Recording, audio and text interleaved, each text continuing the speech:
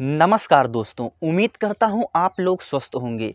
जैसा कि आज बात करने वाले हैं, चीन का नया सीमा कानून क्या भारत के लिए मुश्किलें बढ़ा सकता है।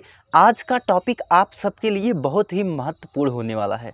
जैसा कि इस वीडियो में हम 3 महत्वपूर्ण पॉइंटों पर बात करेंगे, जिसमें से पहला है कि क्या है चीन का सीमा कानून, और दूसरा है क्या है नया कानून, और तीसरा अंतिम एवं महत्वपूर्ण पॉइंट है भारत की चिंताएं। इन्हीं 3 पॉइंटों पर विस्तृत रूप से बात करेंगे। यह टॉपिक आप सबके लिए बहुत ही महत्वपूर्ण होने वाला है, इसलिए वीडियो में अंत तक बने रहें, जिससे कि टॉपिक को आसानी से समझ सकें। तो आइए चलते हैं अपने टॉपिक पर।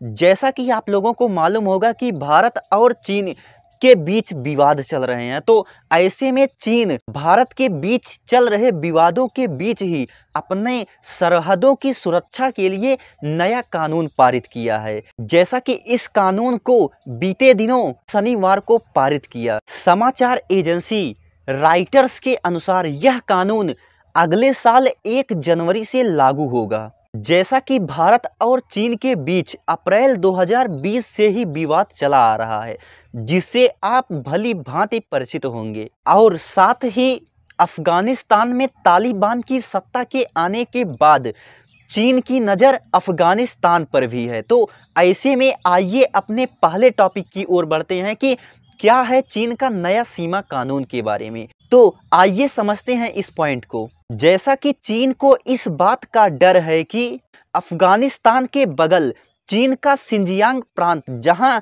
वीगर मुसलमानों से ताल्लुक रखने वाले इस्लामी चरमपंथी सरहद पार करके वह आ सकते हैं। हालांकि अभी इस बात को लेकर के तस्वीर साफ नहीं हुई है कि सीमा पर सुरक्षा व्यवस्था के इंतजामों और तौर तरीकों पर इसका क्या प्रभाव पड़ेगा, लेकिन तमाम जानकार इस नए कानून को भारत और चीन के मध्य विवाद से जोड़कर देख रहे हैं। और ऐसा भी माना जा रहा है कि यह पहली बार है जब चीन सीमा सुरक्षा के लिए कोई कानून पारित किया है। जैसा कि यहाँ आपको यह भी बताते चलें कि चीन 14 देशों से 22,000 किलोमीटर की सीमा साझा करता है। इन 14 देशों में से 12 देशों के साथ चीन अपना सीमा विवाद का निपटारा कर चुका है। अब बचे 2 देशों में से भूटान और भारत है। जैसा कि 14 अक्टूबर को भूटान और चीन के बीच 3 स्टेप रोड मैप पर समझौता हुआ, तो ऐसे में अब बचता है भारत। ऐसे में आप लोगों को यहाँ यह भी बताते चले कि जैसा कि चीन और भूटान के बीच हुए 3 स्टेप रोड मैप समझौता के ऊपर एक वीडियो हमने पहले भी बनाया था। ऐसे में यदि आप लोगों ने उस वीडियो को नहीं देखा है तो उस वीडियो को जाकर के जरूर देखें। उस वीडियो का लिंक आपको डिस्क्रिप्शन में मिल जाएगा। ऐसे में अब 14 देशों में से 13 देशों से चीन का सीमा विवाद लगभग खत्म हो चुका है, यानी कि 14 देशों में से 13 देशों के मध्य चीन से समझौता हो चुका है।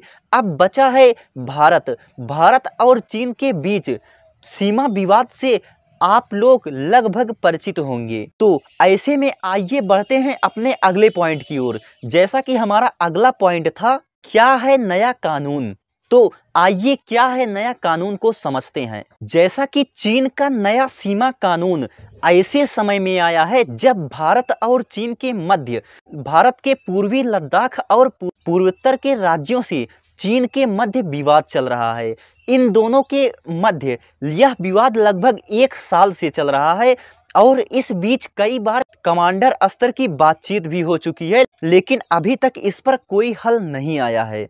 जैसा कि चीन ने अपने नए भूमि सीमा कानून में सीमा की रक्षा को चीन की संप्रभुता और क्षेत्रीय अखंडता से जोड़ दिया है। जैसा कि जानकारों का मानना है कि नए सीमा कानून से ऐसा नहीं है कि वह अपने सीमा सुरक्षा के तरीकों में बदलाव करे, लेकिन अपनी सीमा को संभालने का बढ़ता आत्मविश्वास दिखाता है। जैसा कि चीन का नया सीमा कानून कहता है कि सीमा सुरक्षा को खतरा पैदा करने वाले किसी भी सैन्य टकराव की स्थिति में चीन अपनी सीमा को बंद कर सकता है। जैसा कि इस कानून में सीमा से जुड़े क्षेत्रों में निर्माण कार्य को बेहतर करने पर भी ध्यान दिया गया है।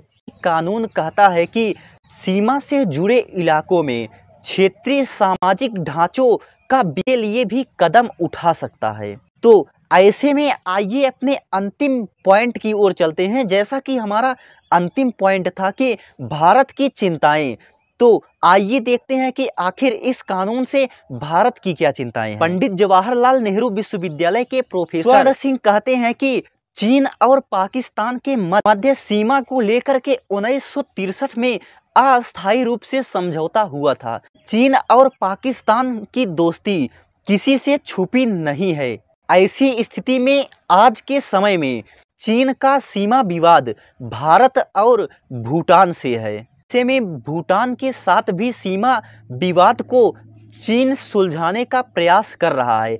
ऐसे में बचता है भारत। भारत के लिए चीन का नया सीमा कानून मुश्किलें बढ़ा सकता है। चीन के इस नए सीमा कानून में समुद्री सीमाओं की बात नहीं की गई है, सिर्फ भूमि सीमाओं की बात ही की गई है।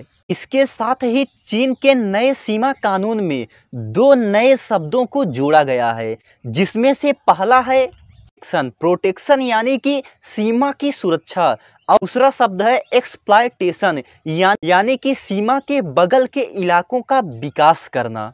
कानून में यह स्पष्ट कर दिया गया है कि चीन अपने सीमा के बगल वाले इलाके में विकास करेगा, यानी कि उस रेल से जुड़ेगा, रोड बनवाएगा और बिजली जैसे अन्य विकास वाले कार्य करेगा। उसे मुख्य चाइना से जोड़ेगा। ऐसा कि सीमा क्षेत्र में विकास करके चीन अपनी इच्छा और संप्रभुता को प्रबल करना चाहता है। ऐसे में यह प्रश्न उठता है कि चीन के नए सीमा कानून आ जाने से भारत के लिए क्या बदल जाएगा। तो आइए समझते हैं इसको।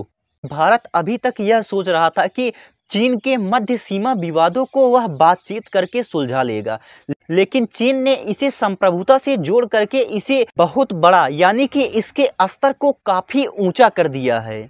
अब बातचीत से पूरे मामले का हल नहीं होगा। ऐसे में अब चीन के शर्तों पर ही हल निकलेगा।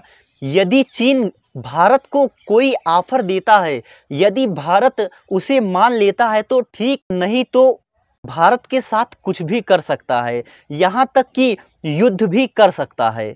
में आप लोगों को चीन का सीमा सुरक्षा कानून कैसा लगा अवश्य बताएं। मिलते हैं अगले वीडियो में एक नए और बेहतरीन टॉपिक के साथ। तब तक के लिए धन्यवाद।